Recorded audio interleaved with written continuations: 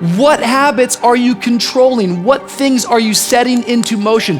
What involuntary patterns are you making up right now in your life? Life is not about what you feel.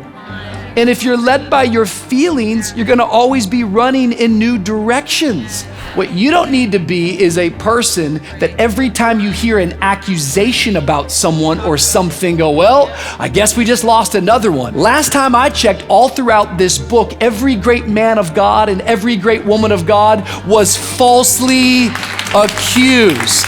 Maybe it's not an indication that they're unqualified. Maybe it's an indication that they're doing exactly what God called them to do. Hey, it's Rich, and you're listening to the Mature Me podcast, weekly content devoted to all things life, leadership, culture, and faith. Thank you for taking some time to tune in. Make sure you subscribe and follow us on all our social channels so you don't miss a thing. Let's listen to today's episode.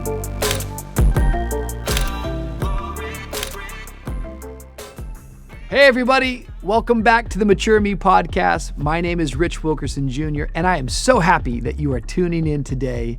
This is the podcast that we talk all things life, leadership, culture, and of course, faith. And today's content is a little bit different. Normally I'm talking to a guest and we're hearing about their stories and we're learning through conversation. But today, during this month, we're preparing for new interviews, we're preparing for new podcasts, but I want to keep bringing value to you. So today what you're going to be hearing from is me talking to our staff a couple of months ago. It's a message entitled The Circle of Control. And it really was influenced by a great book that I would encourage every leader to read. It's called 7 Habits of a Highly Effective Leader. And the point of the talk is so much of leadership I can't control, but there are some things that if I focus on those and I can control them, it's going to produce peace, power, contentment, and ultimately, it's going to lead me to a place that I am proactive. If you're a leader out there, I think we're all trying to grow. We're all trying to get better. Maybe today, as you observe what we're doing here in Miami, maybe something might inspire you. Feel free to use any of the content wherever you're at. I think as you get better, well, everyone else around you gets better. Do us a favor. If it adds value today, leave a comment. If you want to see more things like this, let us know, because we want to continue to encourage you and inspire you to be the best you possibly can be. Let's go now to our staff meeting. Mature Me. I love y'all. Genesis 45 says this. This is such a powerful story. And I don't have nearly enough time to preach the story, but I want to use it as a backdrop if I can, what I want to talk to you about. Joseph said to his brothers, I am Joseph. Is my father still living? But his brothers were not able to answer him because they were terrified at his presence. Then Joseph said to his brothers, come close to me. When they had done so, he said, I am your brother Joseph, the one you sold into Egypt. And now do not be distressed and do not be angry with yourselves for selling me here, because it was to save lives that God sent me ahead of you. For 2 years now, there has been a famine in the land, and for the next 5 years, there will be no plowing and reaping. But God, someone say, but God. But God sent me ahead of you to preserve for you a remnant on earth and to save your lives by a great deliverance. So then, it was not you who sent me here, but God. Someone say, but God. My favorite leadership book that I've ever read, and I come back to it like probably for the last 10 years. I've read it many, many times, and I feel like every year I find myself in it. It's a book called 7 Habits of Highly Effective People by Stephen Covey.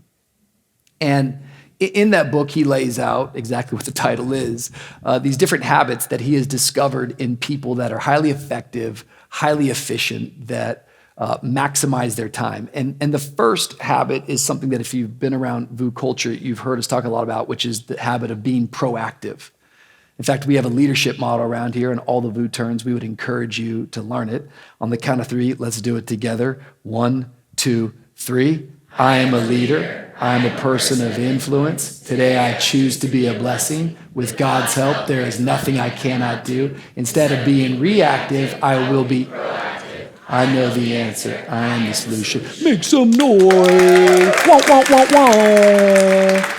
Also, we clap a lot at staff meeting, not because we're people of hype, but because we're people of hope. And so you can get used to shouting people down and making noise and letting your body language remind the person next to you that you're really engaged. But we say right there, we're not reactive, we're proactive. And being proactive is such a powerful thing. I think it really is the first key habit of any successful person, any effective person. But as you read Covey's work, he gives an exercise that's something that I constantly bring back to my own heart and my own spirit. It's a picture, and so I thought I would just draw it for you. He starts and he draws this big circle, and he says most people who are reactive live in this big circle. And this big circle, he would call it, is the circle of concern. And a reactive person is somebody who's constantly being moved by what's urgent rather than what's important. This past year, we read a book about execution, and we talk about the whirlwind, that 80% of our lives gets caught up in this whirlwind. There's always stuff happening. If you're not careful, rather than being proactive, you're just going to be reacting. And so you start your Monday, and it's not that you've set your day, it's not that you've got your meeting, it's not that you've got clarity, and rather you're just getting things hitting you from right to left. My favorite Mike Tyson quote, everybody's got a plan until they get punched in the mouth. And a lot of us, we just live our lives getting punched in the mouth. And a big part of it is because we spend all of our time focusing on the circle of concern. What is the circle of concern? It's all the things that you can't control.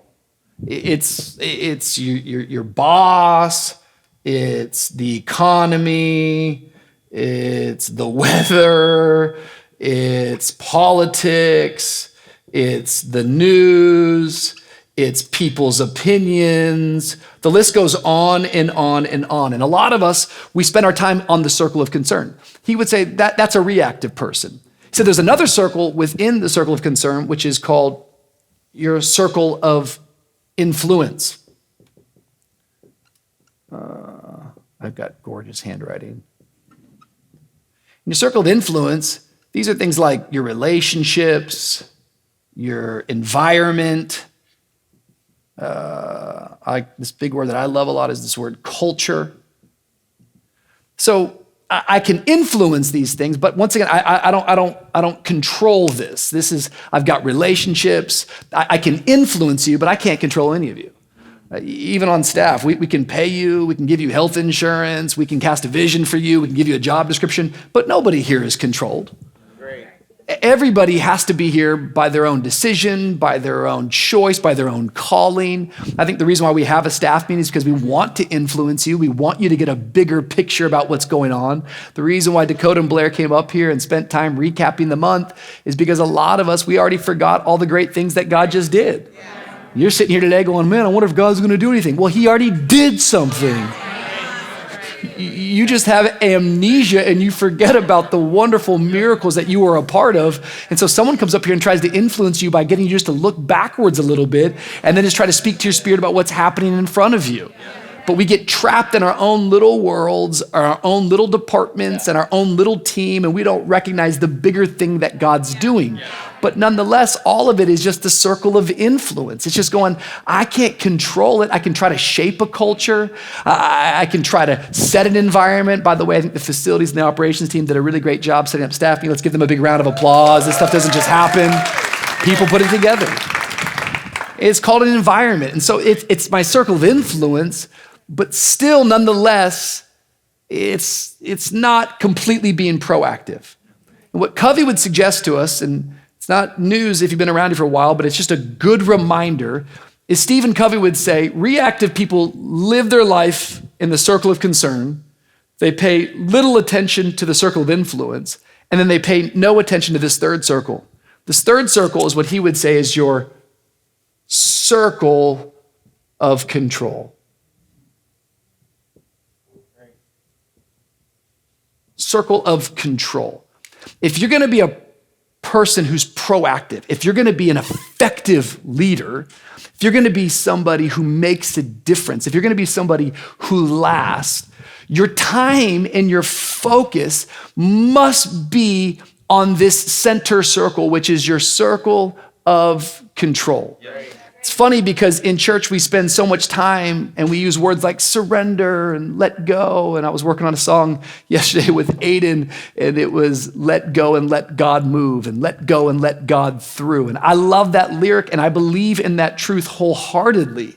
But how many of y'all know there are some things that you do control? Yes. And it was just speaking to me because I think we can get up on church and be like, let it go and surrender. And if you're not careful, you stop being proactive and you become apathetic.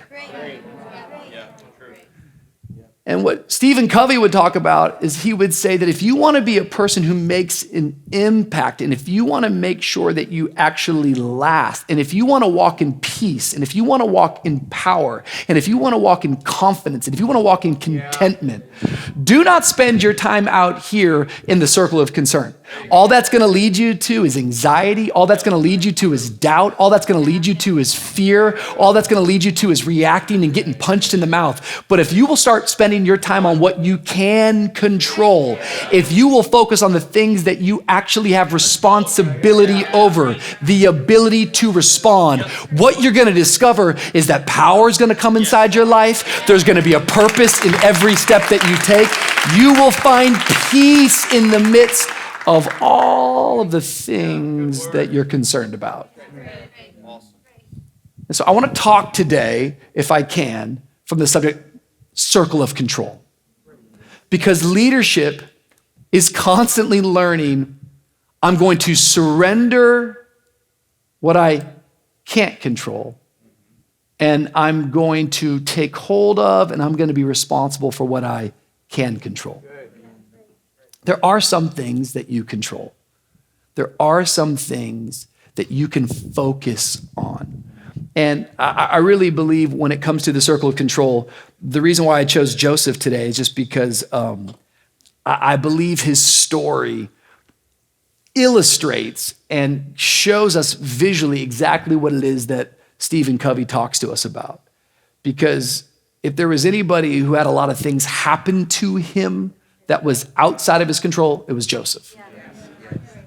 And I was going back into my soap journals in January because we were reading through Genesis in January. And I love the soap practice. By the way, great job, Andrea, today with telling us your soap. I love hearing that. Here we are in May and people still in their Bible. Shout out Count Rouse. Shout out Alex Piloto. Alex gets a lot of shout outs in staff meeting. But I love seeing people continuing to be consistent with it. But I was just going back into my soap journals, just reviewing that story because it's from Genesis 37 to 50 that you get all sorts of different scenes and scenarios in this guy's life. He is the 11th son born to Jacob. He is the son of favor. He is the son that Jacob just adores. He's given a coat of many colors. With it, as you go back to that passage in Genesis 37, God gives him a dream. It wasn't his dream, it was God's dream. And this dream is powerful, but he goes and he announces it to his brothers. And as you read Genesis 37, you will see that their hatred grows. It says they hated him all the more. And it wasn't that they just hated Joseph, it was that they hated the God inside of Joseph. They hated the favor that was on his life. And one day they saw him coming and they made up a plan. They were gonna kill him, but the oldest brother Reuben's like, no, don't kill him. Let's just throw him in a pit and then sell him into slavery. Tell dad that wild beasts ate him. That sounds like a good plan. And so that's exactly what they do. They put him in a pit. They take his coat, they put it in blood. They say, Dad, Joe's dead. But nonetheless, they had sold him into a caravan. He ends up in Egypt in Potiphar's house. In Potiphar's house, he's this powerful man in Egypt. Potiphar's wife really likes Joseph a whole lot. She tries to come on to him sexually. He's like, no, can't do this. And she's like, you're gonna do this. He's like, no. And she puts her hands on this man. He runs away and she gets his coat. Look at this coat. And she gets that coat. And she says, this man tried to rape me. With it, he gets thrown into prison, falsely accused. He's in the prison. In the prison, he meets two guys, a baker and a cupbearer. They have dreams. He interprets the dreams. You're gonna die. You're gonna live. remember me. I'll definitely remember you. 2 years later, guy still doesn't remember him. Then Pharaoh starts having dreams like, yo, I can't get these dreams out of my mind. What's going on with these dreams, bro? And they're like, oh, I know this guy. His name's Joseph. He was down in the prison. He interpreted my dreams. And he gets brought in and he's like, I know what your dream means. Oh, 7 fat calves and 7 scrawny calves. Okay, this is what's going to happen. It's going to be 7 good years and 7 bad years. And Pharaoh's like, oh, I get it, man. You're going to be the number 2. You're the man. I'm going to put you in charge of everything. I can trust you. And it's like, yeah, look at me. I'm Joe. And then his brothers come back. And you guys know the Bible story. And so I'm just, like, they show up. You watch a man go from a dream to a pit, to a prison, to a palace. You watch this entire story. But let me just show you 3 things that Joseph controlled that you can control.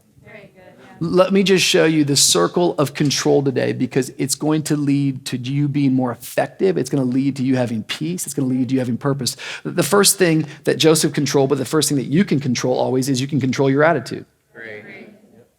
Like, you can control your attitude. Like, there's just no getting around this, that if you're going to be a person of purpose and power, control your attitude. Look at some of these passages. I think these are just so good. This is Genesis 39, verse 2. This is when he shows up into Potiphar's house. The Lord was with Joseph so that he prospered, and he lived in the house of his Egyptian master. When his master saw that the Lord was with him and that the Lord gave him success in everything he did. What's crazy is that Joseph is a slave, but he operates and he works like a son. He was sold into slavery and he's in Potiphar's house, and the scripture says the Lord was with Joseph even as a slave. Then he gets falsely accused. I don't think that ever even sinks in deep enough for us to be falsely accused of a heinous crime. He's accused of rape and he didn't do it. And he goes to jail for it. I just want us to always remember that, like, don't believe everything you read in the news. We live in the time right now where, there's TikTok channels and Instagram channels and blog posts and church haters, and they talk about every pastor, every leader that you've ever met. Justice is mine, says the Lord. Vengeance is mine. God is going to make people pay. Trust me, you don't want to deal with you want his mercy. What you don't need to be is a person that every time you hear an accusation about someone or something, go, well, I guess we just lost another one. Last time I checked, all throughout this book, every great man of God and every great woman of God was falsely accused. Maybe it's not an indication that they're unqualified. Maybe it's an indication that they're doing exactly what God called them to do. Just food for thought. Just don't read everything TMZ puts out. Turns out they lie.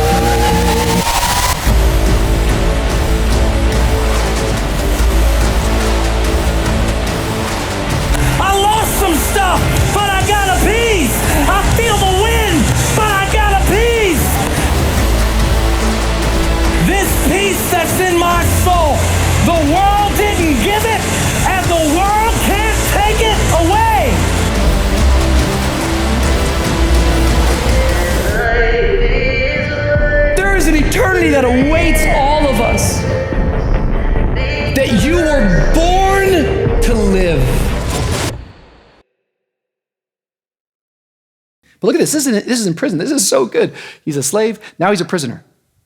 Genesis 39, verse 20. But while Joseph was there in prison, the Lord was with him. He showed him kindness and granted him favor in the eyes of the prison warden. This is my favorite little indication of Joseph's story. Joseph meets this cupbearer and this baker, and they're having these dreams, and they can't figure it out. But watch this. This just shows you quickly. This is how I know he's got a different spirit. Genesis chapter 40, verse 6. When Joseph came to them the next morning, he saw that they were dejected. So he asked Pharaoh's officials who were in custody with him in his master's house, "Why do you look so sad today?" That's hilarious. Because we're in prison. Why are you so happy? You were sold out by your brothers. Why are you so kind?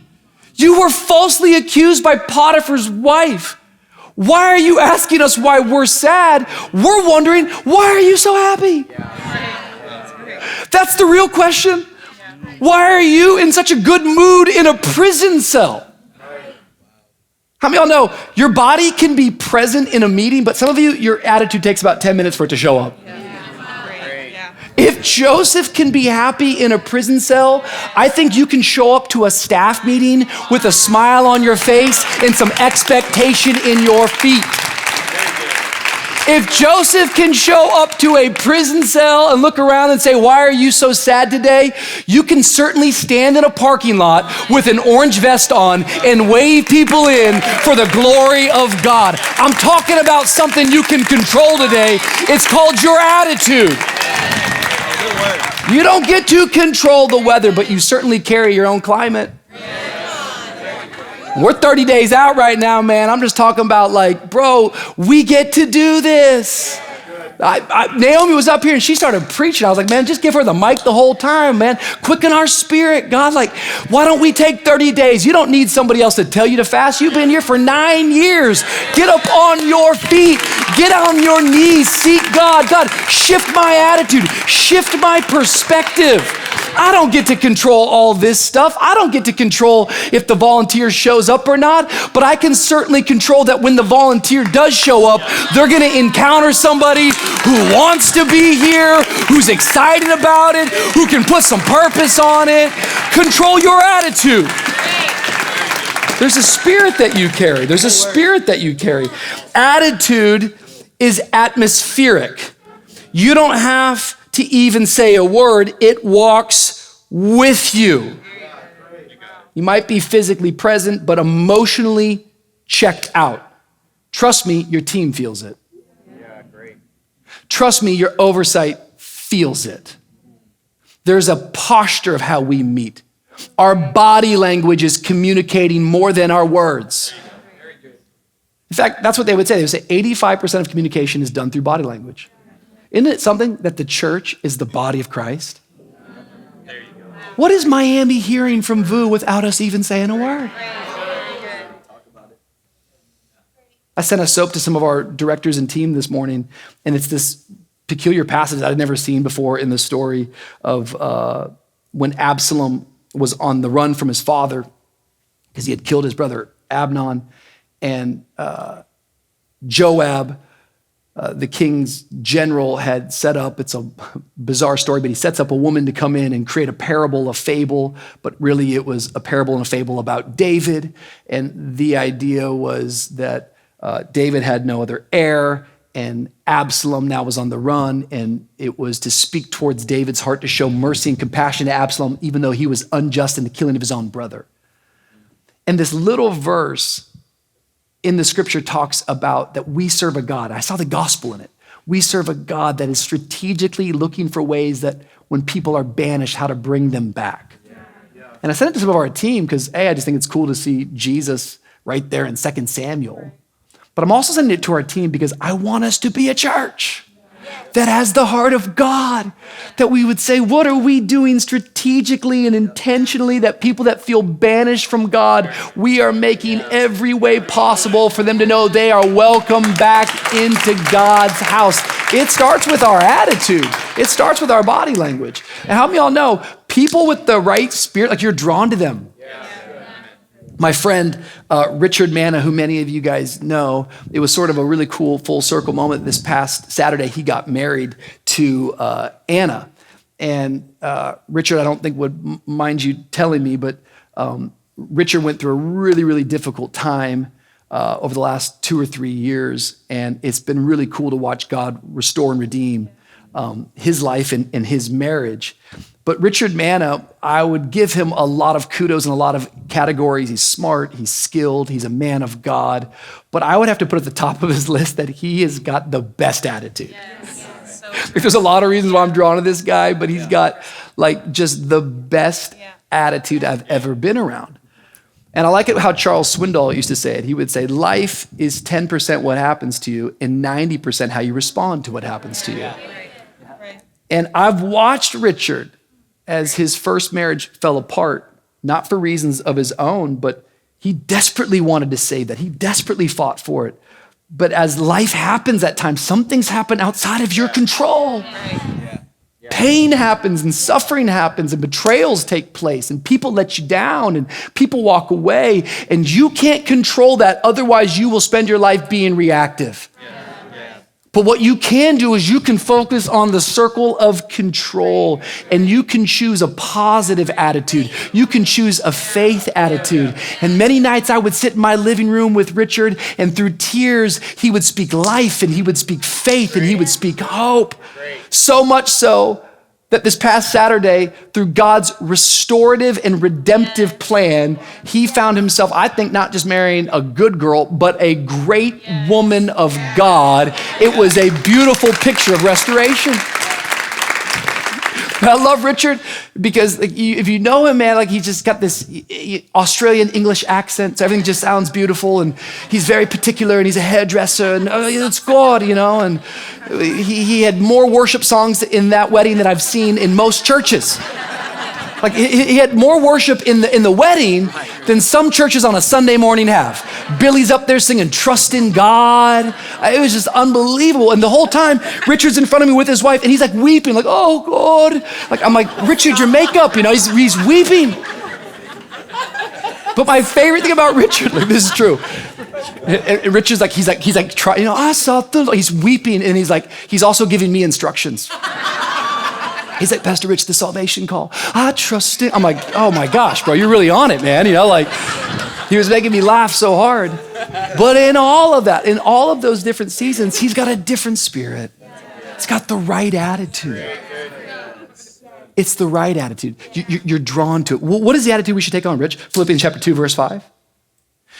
You must have the same attitude that Christ Jesus had. Though he was God, he did not think of equality with God as something to cling to. Instead, he gave up his divine privileges.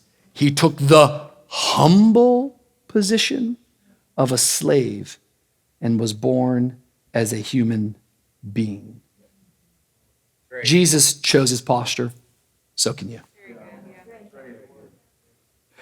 Joseph could have let victimhood become his identity, but he didn't, even in the prison. Why are you so sad? Why are you so happy? Because I have got the attitude of Christ. I can control this.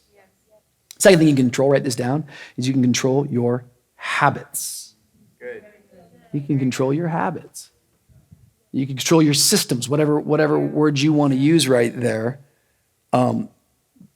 Joseph interprets these guys' dream, the baker and the cupbearer, and one guy gets killed, the other guy gets reinstated, the cupbearer gets reinstated to his position. The one request from Joseph is, don't forget me. He's like, I won't forget you. As I said earlier, 2 years passes by, and Pharaoh starts having dreams.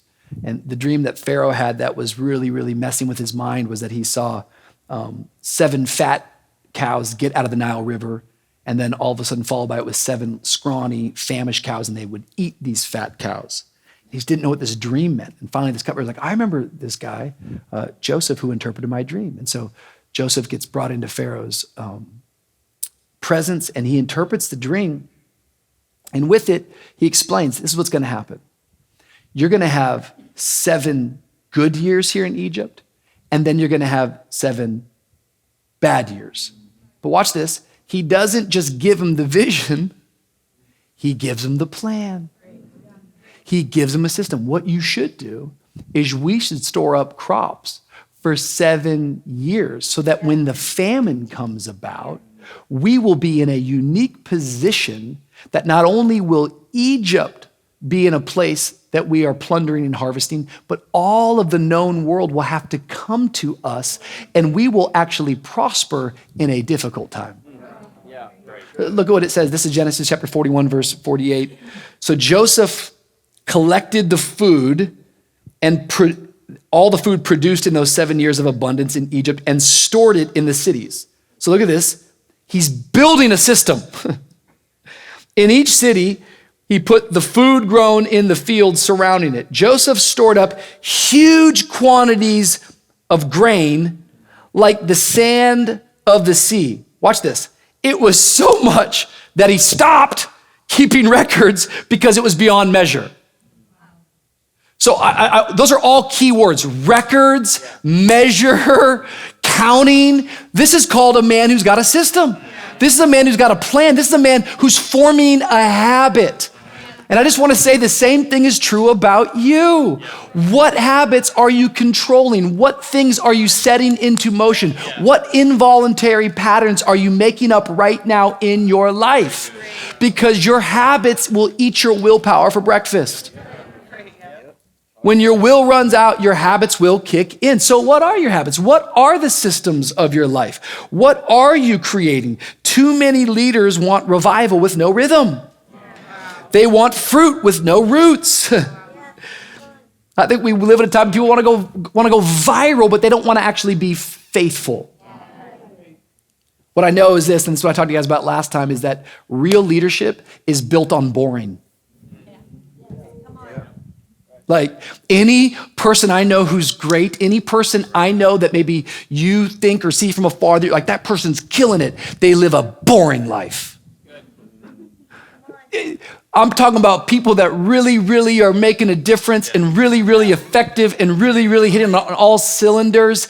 So much of their life is monotonous and boring because it's habit stacking. It's habit building. It's doing routines. The key to your success is wrapped up in your daily routine. It's not what you're doing occasionally. It's what you're doing consistently. What time are you waking up? What time are you going to bed? Do you always go digital before you go biblical?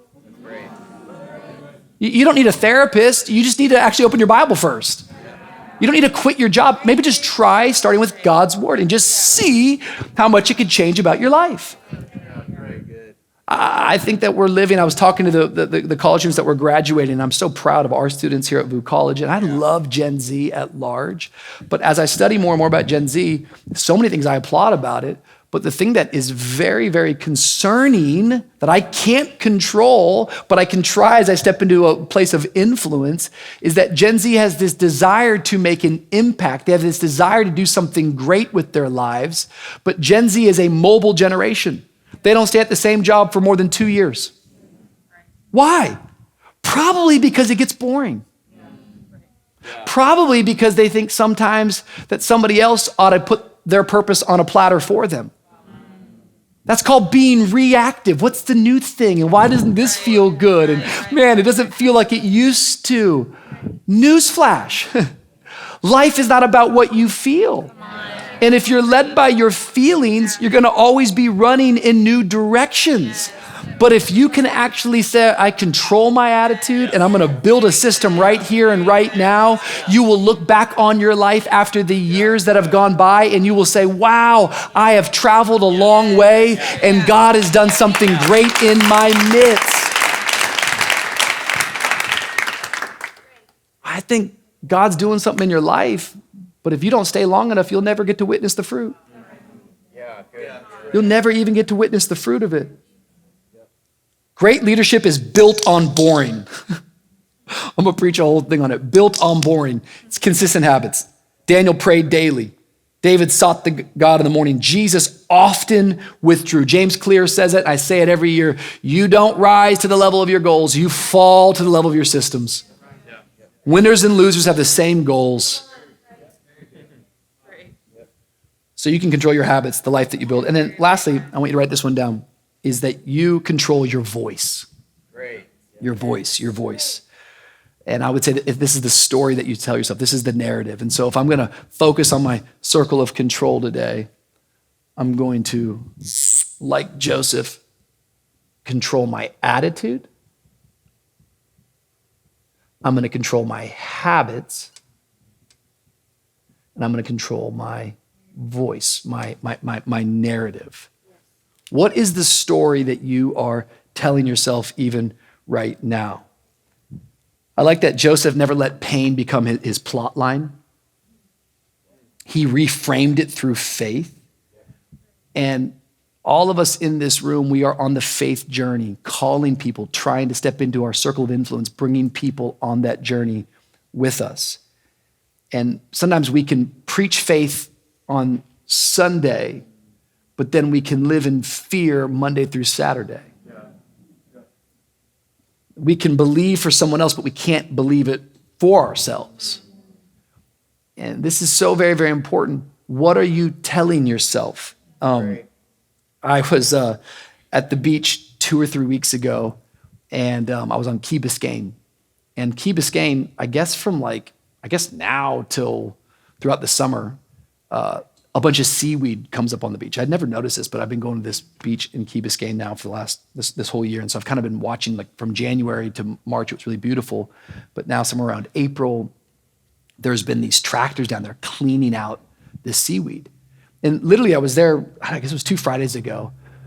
And I was there from 11 a.m. till 5 p.m. I was there all day. And all day long, I watched this tractor come down this side road, pick up all of this seaweed, and then drive off and dump it, and then come back. I mean, it was just like all day long, this guy just kept going back and forth. And I kind of thought to myself, man, what a boring, gig, This is crazy, monotonous, just moving seaweed.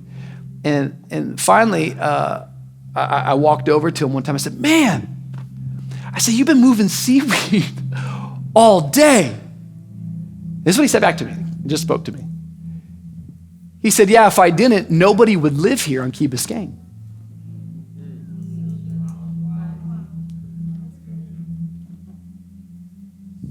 If I don't move this seaweed, nobody would live here on Key Biscayne.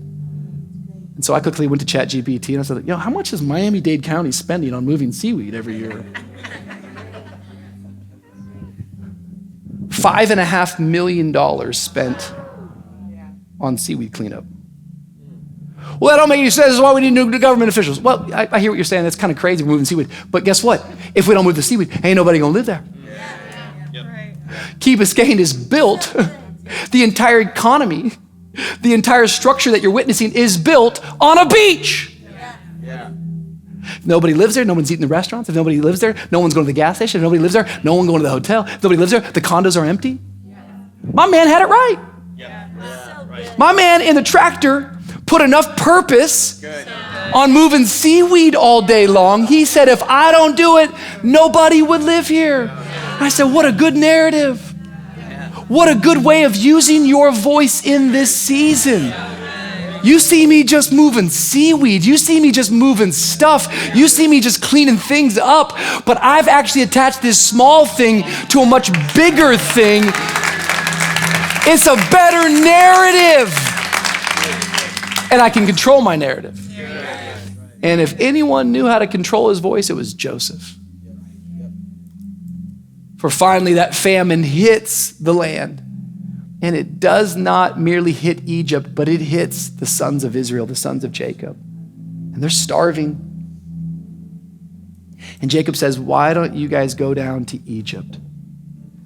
And when they get to Egypt, they're brought in, not to Pharaoh's courts, but to Joseph's courts.